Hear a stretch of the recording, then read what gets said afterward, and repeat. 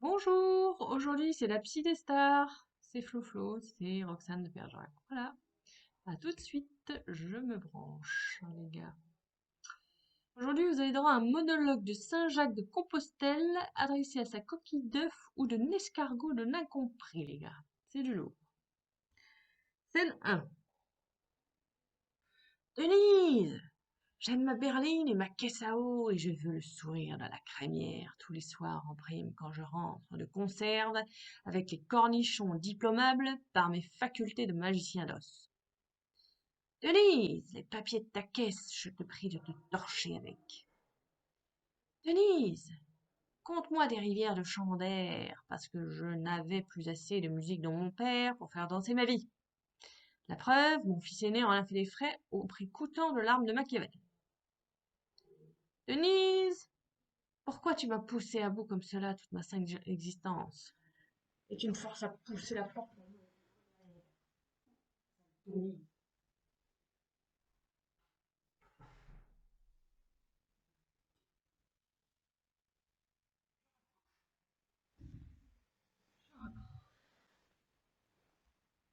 Alors, Denise, pourquoi tu m'as poussé à bout comme cela toute ma sainte existence alors que je t'ai payé le mazout et le bifton pour avoir la paix et la joie de faire la physique amoureuse avec Micheline sans que tu me casses les couilles avec ton corbard de Bernard de Coquillat le connard que tu m'as fait à l'envers de mon Gainsbourg.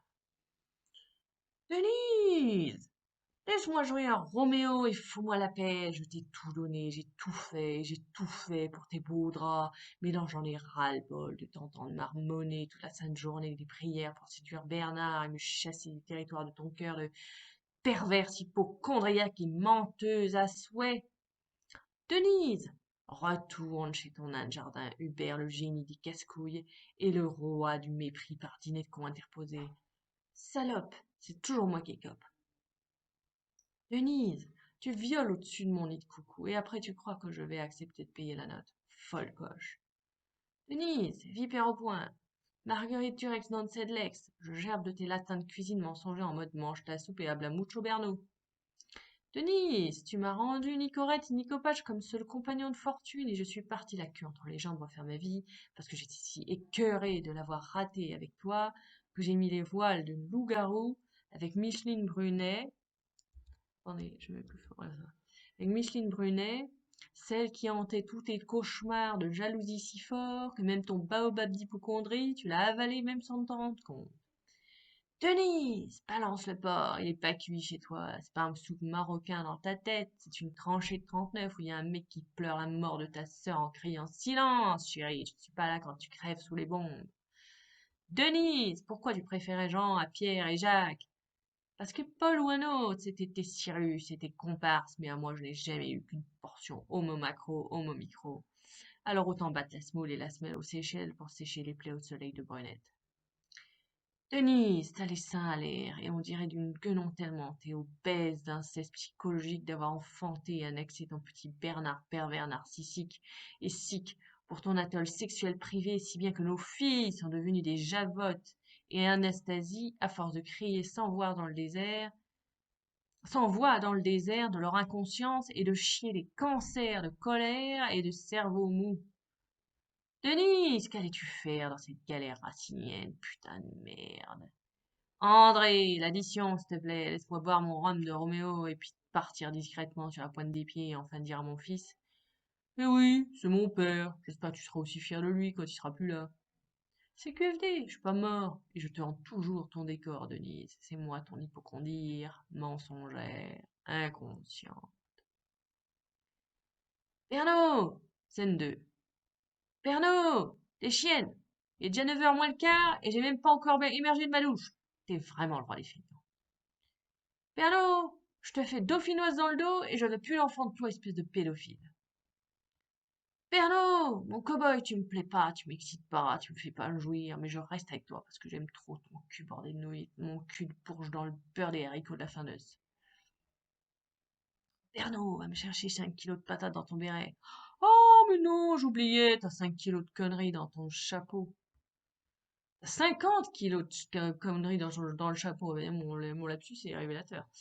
Pernod, arrête ton Korsakov 2 minutes et surtout me prends pas pour un porte-manteau parce que c'est moi la seule qui ai le droit de repasser derrière toi pour nettoyer ton souk bureautique familial pourri. Et putain, y a tellement de boulot que je préfère l'esclavage gordien oedipien lâché par mon père comme une crotte sur ma tête de malédiction transgénérationnelle éternelle que de ramasser ta merde comme une babysitter de pute de luxe. Pernod, lâche-moi la grappe, laisse-moi faire le saute-mouton chez Mont-Saint-Bourgeon au lieu de verser tes larmes de Saint-Bernard de crocodile en peau de chagrin, fatigué, fatigué, fatigué, impuissant et ramollo du courage. Pernod, pourquoi grand Dieu as-tu fait un procès à Franco de Port, ton cher voisin de palier palliatif dans la guerre Israël-Palestine en plein lot et cher? T'es parti pour les pays de la gloriole, mijole ou quoi? Scène 3, dernière scène. Hercule Poirot, le balai à chiottes, va nettoyer les écuries de l'eau avec de la chiasse, et que ça saute. La grande mafia familiale a besoin d'un Omicron de crotte-queue. C'est sur toi que c'est tombé, alors ferme ton claque-merde, Cendrillon, et torche-nous le cul mieux que ça. Y a pas le temps de chômer, de toutes les façons, on te colle au chômage maternel, pauvre cloche. Qu'est-ce que t'es conne, ma pauvre fille. Mais t'as pas encore compris que c'est toi notre poubelle psychique désignée par notre inceste psychologique et physique signé d'un geste qui veut dire zéro. Mais CQFD, mange notre merde, connasse. C'est tout ce que tu mérites pour avoir osé te mesurer au rôle de Jeanne d'Arc contre Gogoliath et les Bill Gates, les saints patrons que nous vénénons, et pas vénérons, à l'insu de notre plein gré. Et quand on fait du surbooking de crétinerie, on en assume les conséquences, madame, caisse de pednon d'amour éternel et de rêves interdits, de droit d'aimer et de penser en liberté. Mais que fait la prison? Allez, Monopoly, chacun mon tour. Journée excursion, bonjour, Karen Blixen et Léonard de Vinci anonyme, je m'appelle Flo Flo, j'ai un gros homme de cœur de l'armée rouge sur le cœur. Je peux vous faire un peu de stand-up en 2 mots, ce qui m'amène? Va te faire enculer, connasse, ici c'est pas ta place, ici c'est HP anonyme, hôpital psy anonyme, même toi tu nous fais honte parce qu'on sait qu'on est plus crétin que toi, ma grosse obèse d'amour propre, tu fais mauvais genre ici, t'es la vieille plante assumée de tout l'aquarium exotique en pleine guerre inconnue de Guernica, pour la lutte crypto-communiste, en mode brouillon, frustré, un tantinet, pour le bonheur de l'humanité avant le tir. Allez, baisse ton frappe, on va t'enculer bien profondément, en merde, c'est tout ce que tu mérites et ton humiliation de ta dignité de notre part pour avoir commis l'humiliation de notre lâcheté et notre impuissance à pas te caser dans une free clinique, dans notre free clinique à 80 balles la semaine. Tiens les gars, attention, promotion canapé lit en vue tous chez Ikea. On va te la faire payer jusqu'à ce que tu crèves de honte d'avoir osé crier au secours. J'ai besoin d'amour, en mode France Dalle et la gale, dans un auditoire inoffensif de haine, légalisé avant les prévisions IFOP périmées de la redoute. Ce DSM, désir sadomasochiste, à l'appui. Non merci la psyché, j'en ai fait le tour. Maintenant place à la psyché des stars la vraie.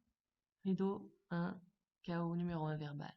Match à 0, égalité en faveur de ma psyché recousue dès l'Antéchrist, de 1999 par un gris-gris africain nommé Combo PQ le Papyrus, toi en moi et l'homme a-t-il une âme? Voir ci-dessous. 1. Mon pays, mon amour, mon unique. En mon cœur tu sonnes juste et c'est toi que j'entends. Puisse le temps couler, les arbres s'abattre, durant toute saison de l'automne au printemps, tu es celui pour qui je ressens mon cœur battre. Je suis né en hiver, tu m'apportes l'été. Ébloui, envoûté, épanoui, possédé. Je réponds à ton cœur car je te veux du bien. Je revendique le droit d'observer l'horizon, jusqu'au bout de ton cœur, nos vies à l'unisson. Fiévreuse et fébrile en ce matin d'avril, je ressens cet amour qui m'ébranle le frisson. Il n'existe en ton nom que pour l'amour de l'homme, qui règne dans mon cœur pour une aurore comme.